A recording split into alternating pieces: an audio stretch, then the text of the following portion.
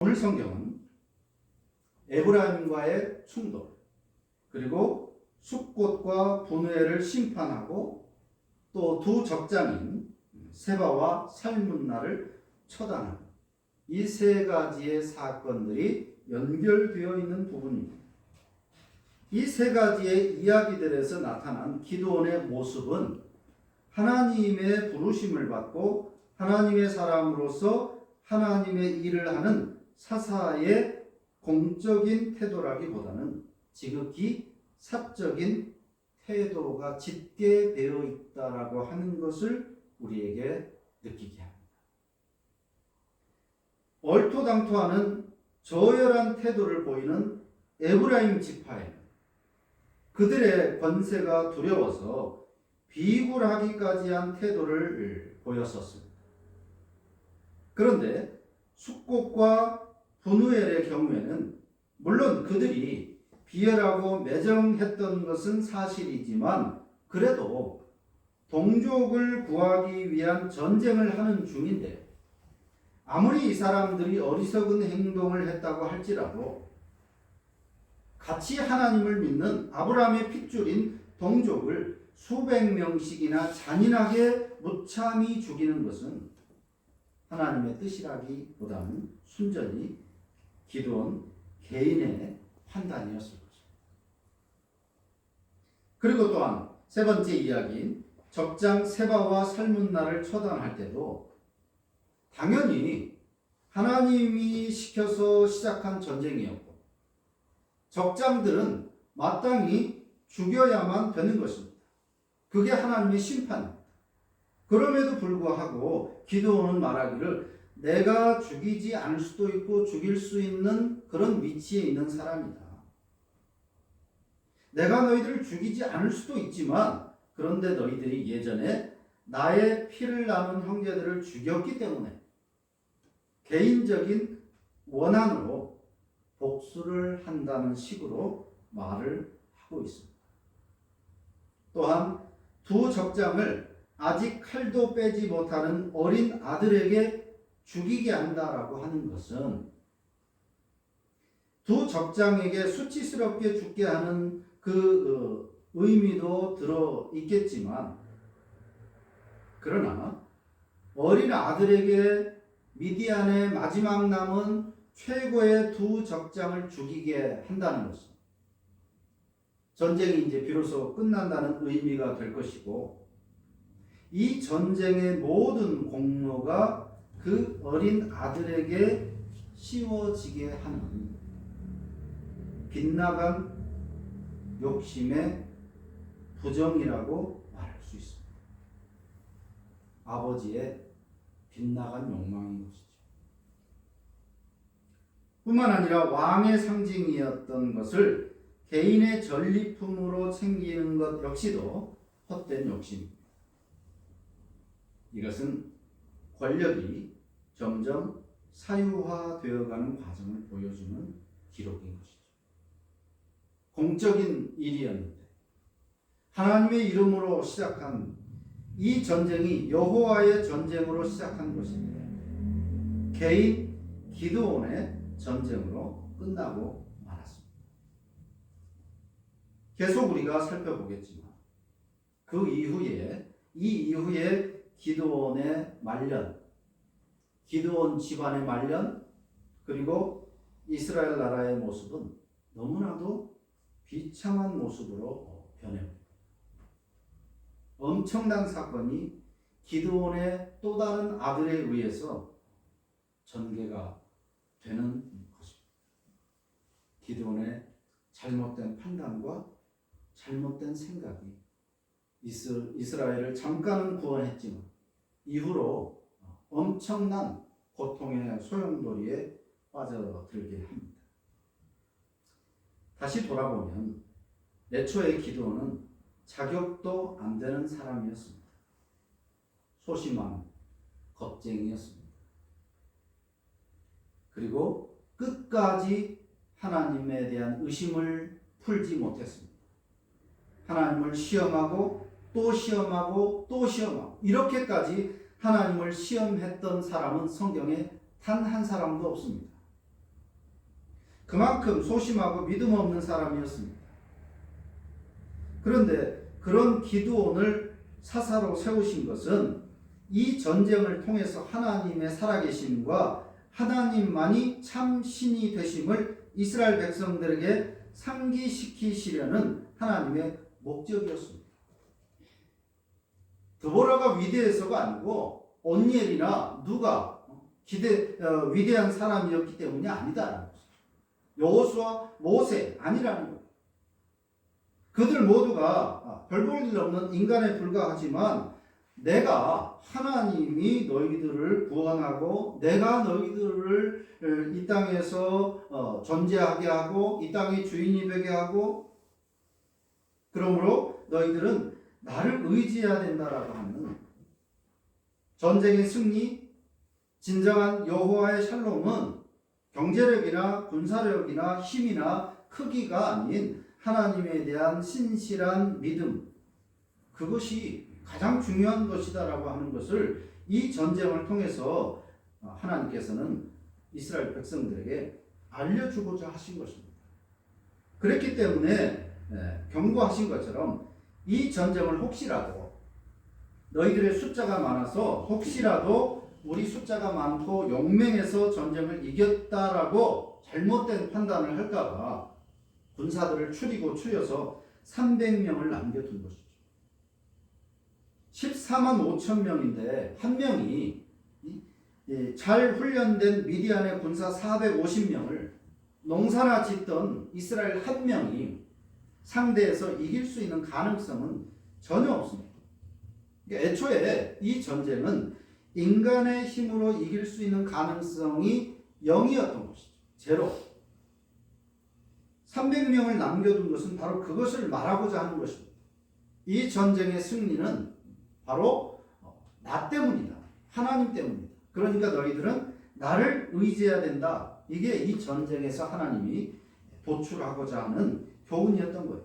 그런데 기드온은 보기 좋게 하나님께만 쏠려야 할 사람들의 눈을 자신에게 향하도록 해버린 것입니다.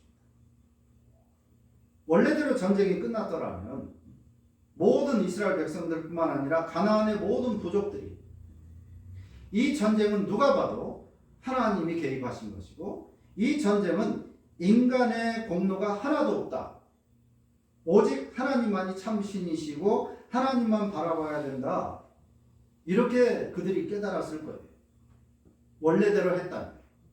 기드온이 하나님의 그 의도를 그대로 잘 읽고 순종했다라면 말이죠.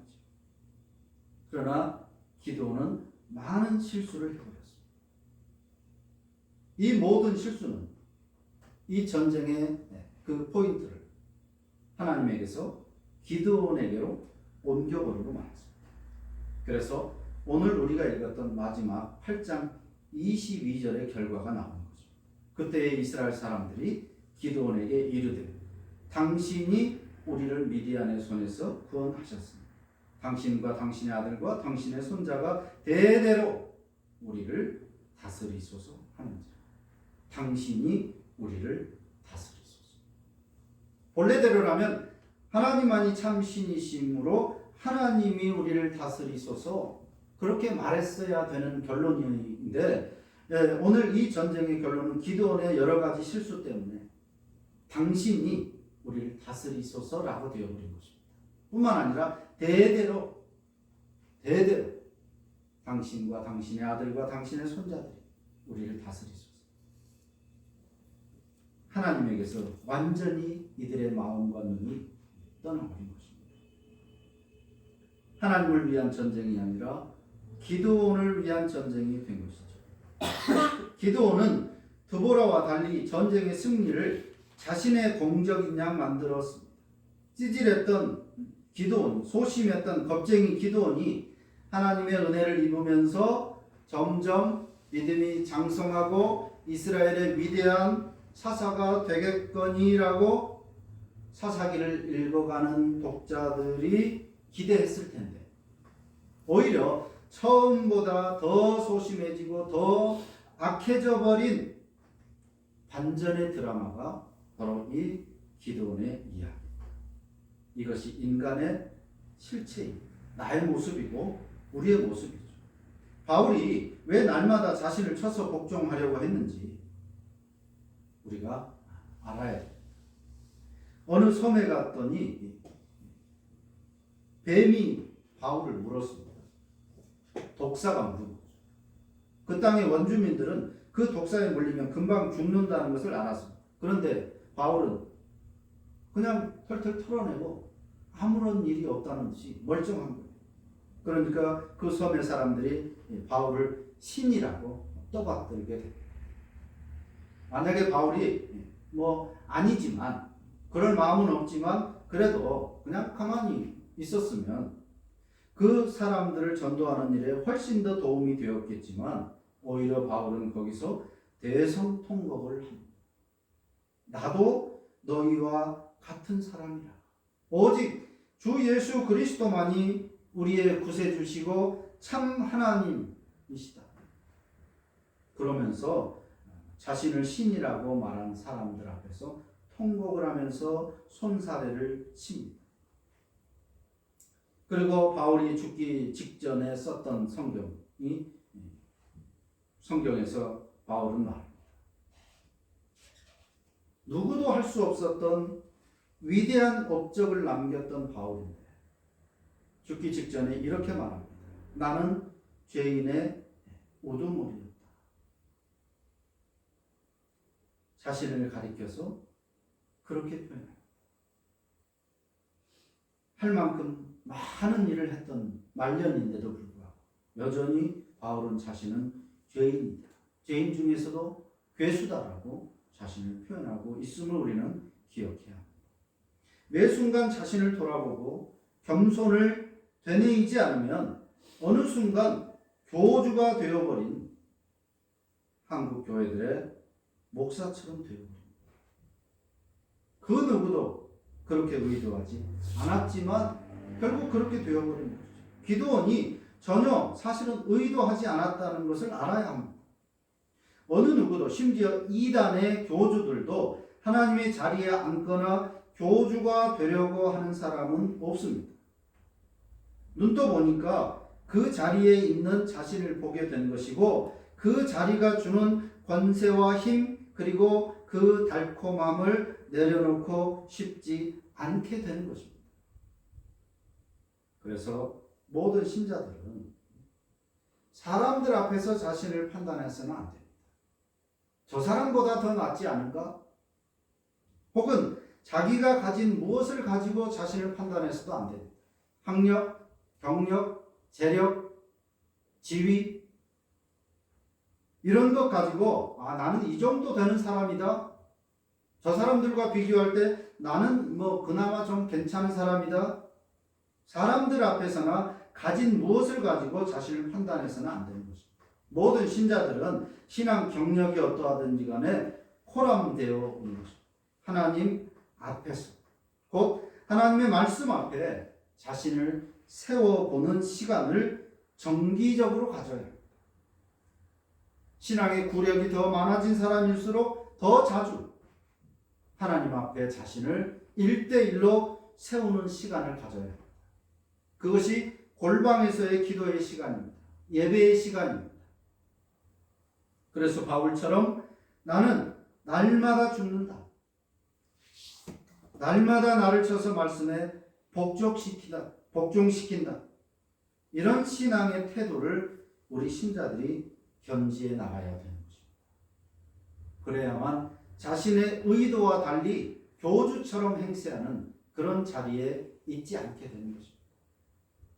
그 누구보다도 가장 위대한 신자인 사도 바울처럼 이런 겸손의 자세를 유지하기 위해서는 하나님과 1대1로 대면하는 시간을 많이 가져야 하는 것이죠.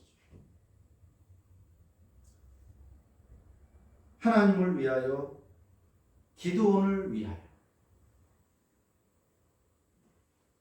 이 전쟁은 기드온을 위하여로 기울고 말았습니다. 오늘 한국 교회와 또 우리 신자들의 삶이 하나님을 위하여 사는 삶이라고 다들 말합니다. 모든 신자의 목표입니다. 하나님의 영광을 위하여. 그런데 실제로 나타나는 양상은 나를 위하여로 되버리고 맙니다. 그래서 오늘 이 모양이 된 것이죠. 이 나라의 도덕적이고 윤리적인 수준, 또 사람들이 교회에 가하는 평가들, 이런 상황이 되어버리고 만 것입니다. 다시 한번 우리는 하나님을 위하여, 나를 위하여, 이 두 모토 아래 나는 과연 어느 쪽인지를 다시 한번 생각해 봐야 할 것입니다. 기드온의 인생이 결국 실패로 끝나버리는, 우리의 신앙의 삶, 또 오늘의 한국교회는 실패로 끝나지 않기 위해서 이 두 질문 앞에서 합당한 대답을 할 수 있도록 해야 할 것입니다. 기도하겠습니다.